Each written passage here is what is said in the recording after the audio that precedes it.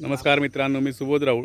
कोकणात सध्या शेतीची लगबग सुरू आहे. म्हणजे शेत भात कापणीला आलं आहे, पण पाऊस काय इथे विसावा घेत नाही आहे. पावसाने अजूनही गेले 5 महिने चालूच आहे आणि जोर धरलेला आहे. आपण एका शेतात आलो आहे.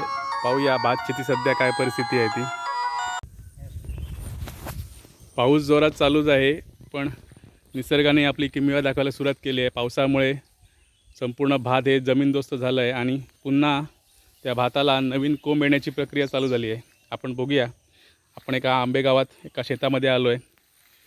आमच्याबरोबर आंबेगावातील आमचे धुरी भाऊ आहेत. त्यांच्या शेतात आलो आहे. ते दाखवत आहेत की भात शेतीची सध्या काय परिस्थिती आहे ती. भाताला कसा परत कोंब आला आहे.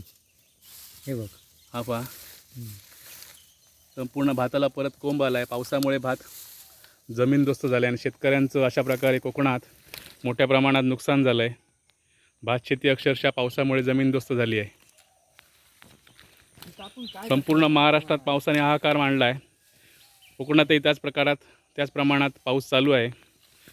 पण कोकणातील शेतकरी सहनशील म्हणतात. अजूनही कुठे आंदोलनं वगैरे शेतकऱ्यांची होत नाही आहे, पण मोठ्या प्रमाणात कोकणातील शेतकऱ्यांचंही नुकसान झालं आहे.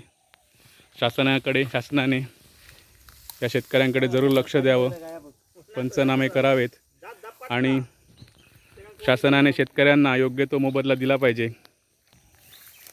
गेले 4 ते 5 महिने शेतकरी कष्ट करतो आहे आणि हे कष्ट करूनसुद्धा शेतकऱ्याच्या हातातोंडाशी आलेला घास निसर्ग हिरावून घेतो आहे.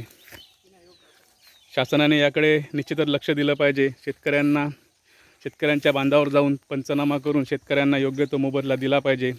कारण शेतकरी उद्ध्वस्त होता कामा नये.